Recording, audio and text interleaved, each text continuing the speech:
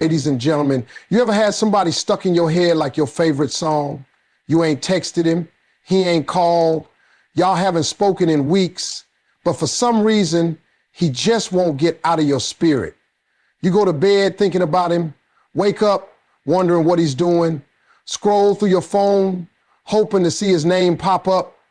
You ever find yourself stuck in a moment that's long gone, thinking about someone who isn't even part of your life anymore? That person keeps popping to your head at random times, during work, while you're eating, when you're just trying to enjoy your peace.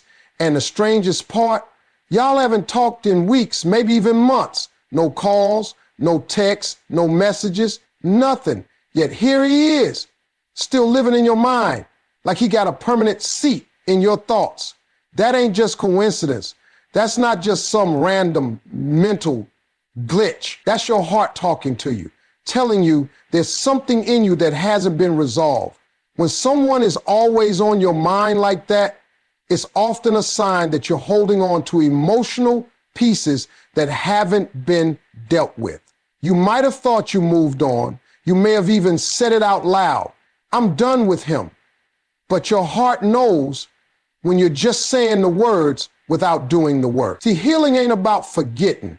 Healing is about understanding why it still hurts and why his name still echoes in the quiet moments. When you constantly think about someone who isn't actively part of your life, that usually means your emotional wound is still open. Sometimes it ain't even about the person themselves. It's about what they represented. Maybe they made you feel seen. Maybe they gave you attention at a time you needed it most. Maybe they made you laugh when your world was falling apart. And so now, even though they're not around, your heart is still chasing that feeling.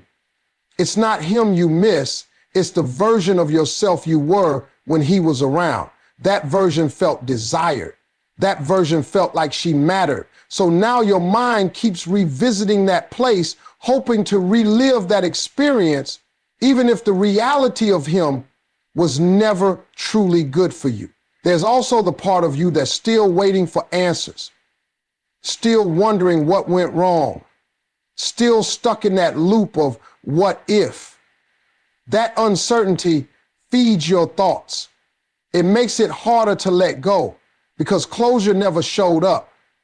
But here's the truth. Closure doesn't always come from the other person. Sometimes it comes from accepting that you didn't get what you deserved and choosing to walk away from that story anyway. But when you don't do that, when you don't face the pain directly, your mind keeps replaying it like a song on repeat, trying to find meaning in silence.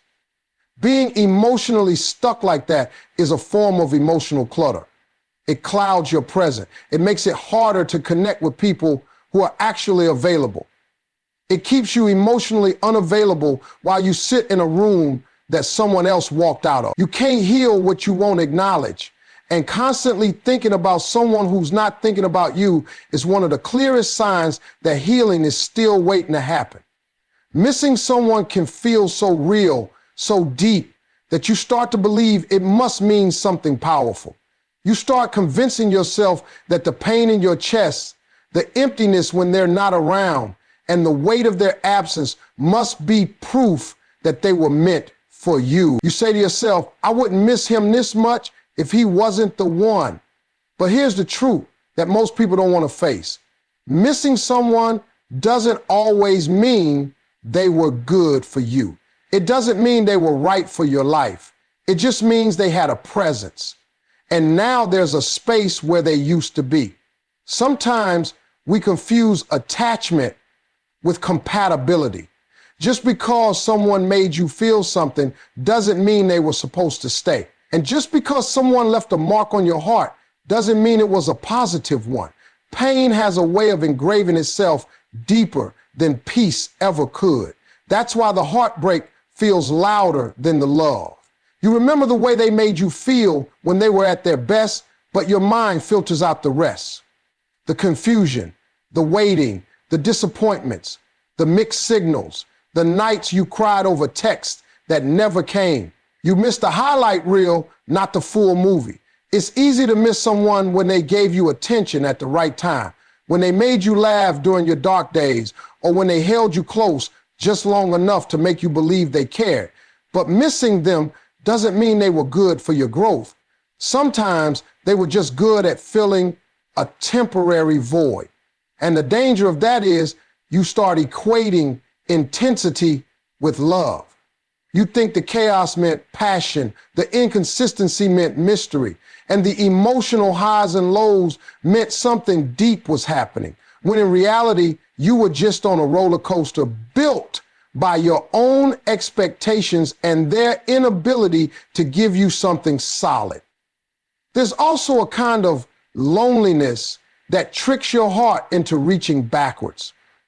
When you're not getting what you want in the present, your mind starts glamorizing the past. You forget how many times you questioned yourself in that relationship. You forget how you shrank just to keep the peace. And in that selective memory, missing him becomes easier than remembering the truth. But that feeling of longing isn't always tied to love. Sometimes it's your spirit reminding you that you haven't fully chosen yourself yet, that you're still willing to put your heart in hands that didn't know how to hold it. So when you catch yourself missing him, stop and ask yourself, what exactly do I miss? Is it the love I felt, or is it the love I was trying so hard to get from someone who didn't know how to give it? Because a lot of times it's not the person you're missing. It's the version of love you were hoping they would give you, even when they never did. When someone goes silent on you, your mind doesn't just sit still. It starts working overtime. You begin to wonder why they stopped calling, why the energy changed, why the texts slowed down or stopped altogether. And in that silence, you start filling in the blanks. You start creating your own version of the story. Maybe he's just busy. Maybe he's going through something. Maybe he's afraid of how much he feels. You start writing chapters that were never written, giving meaning to things he never said. That silence becomes a blank canvas, and your imagination becomes the paintbrush. This is what happens when there's no communication. You end up building a fantasy instead of accepting reality. You create reasons, excuses, and scenarios that make his absence feel temporary instead of permanent. You might even convince yourself that he still cares. He's just too scared to show it. But the truth is, when someone wants to be in your life, they will be. Silence doesn't always mean depth. It often just means disinterest, avoidance, or a lack of intention. But when you're emotionally invested, you don't want to see that. You'd rather believe in the version of him you've created in your head than accept what his actions are saying loud and clear. The fantasy becomes comforting. It gives you something to hold on to when you don't want to let go.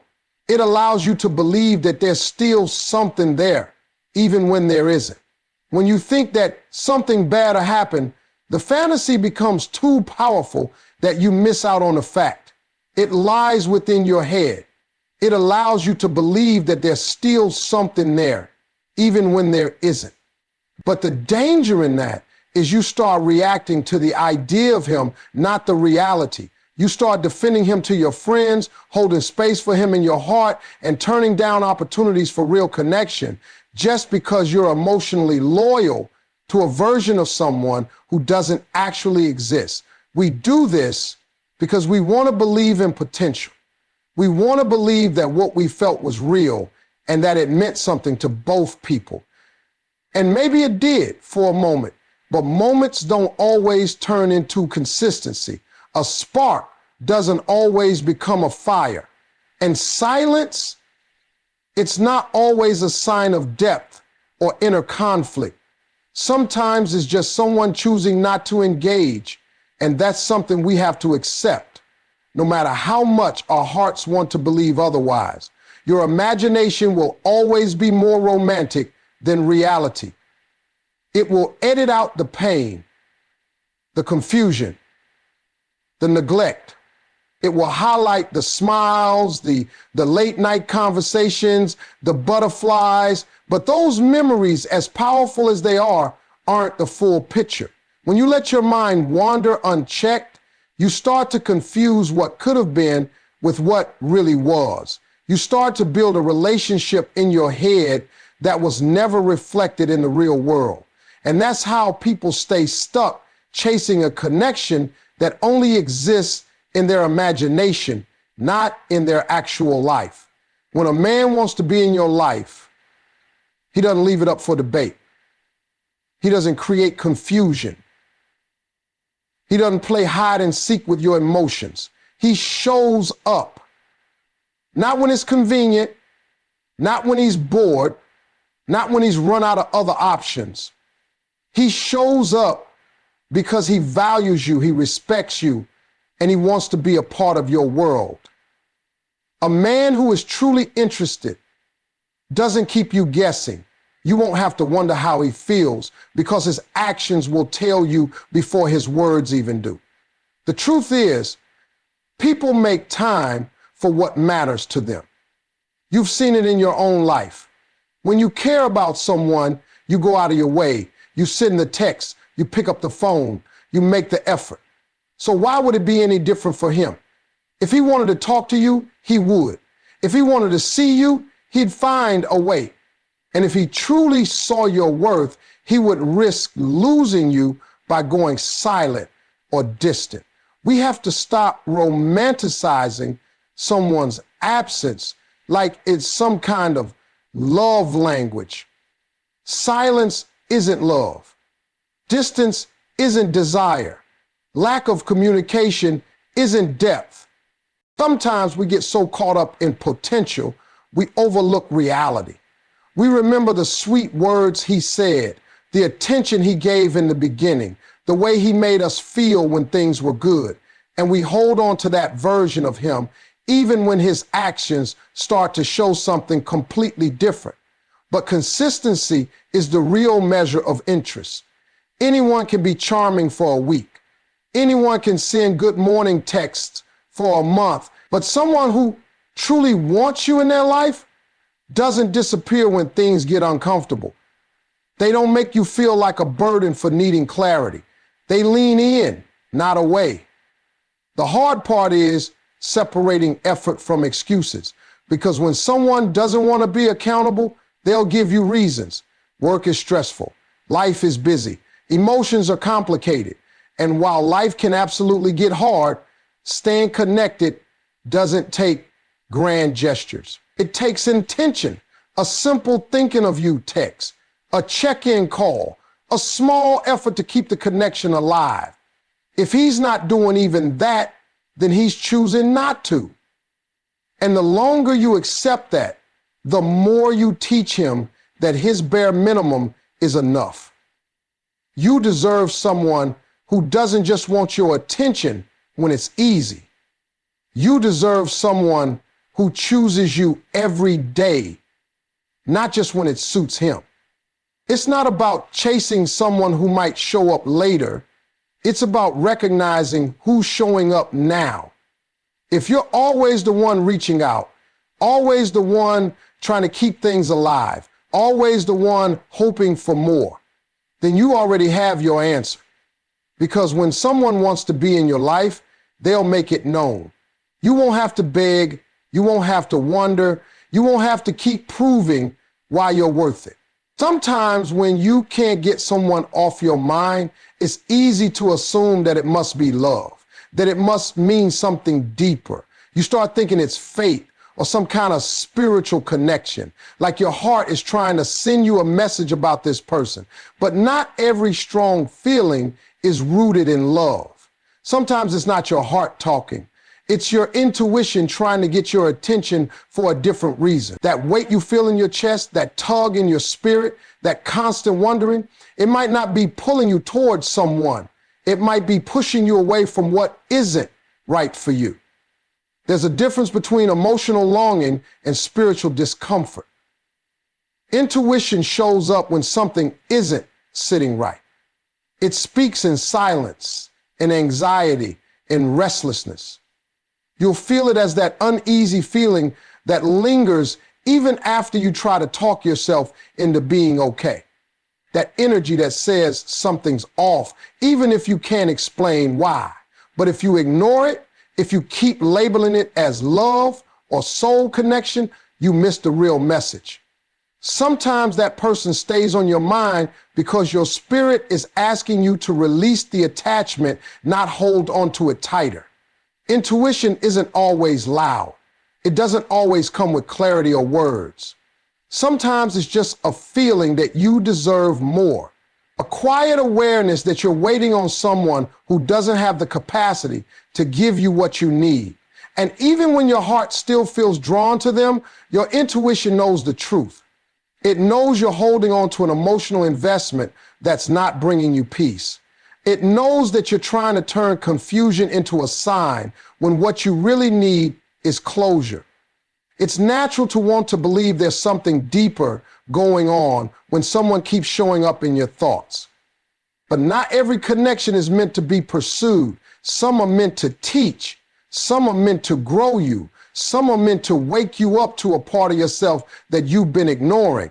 That presence in your mind could be showing you a pattern, a wound, or a habit of chasing emotionally unavailable people.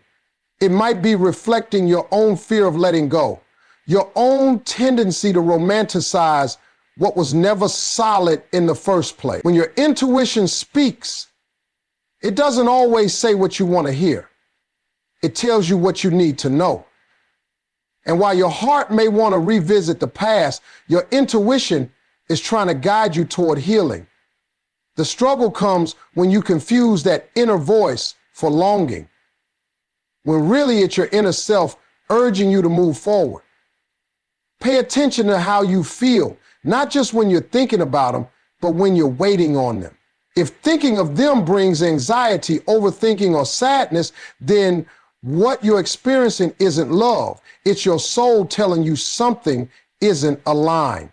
Peace in your heart comes from presence, not from confusion. When you find yourself constantly thinking about someone who isn't speaking to you, who isn't showing up, that mental space you're giving them isn't peaceful, it's chaotic. True peace is quiet and steady. It's calm and reassuring. It doesn't leave you questioning your worth, wondering if you did something wrong, or hoping for signs in silence. Peace shows up when a person is actively part of your life, when their actions match their words, and when their presence brings comfort instead of anxiety. Confusion, on the other hand, is loud. It shouts in your mind through endless what ifs and maybes. It keeps you awake at night trying to decode mixed signals, or silence that hurts more than any harsh words could.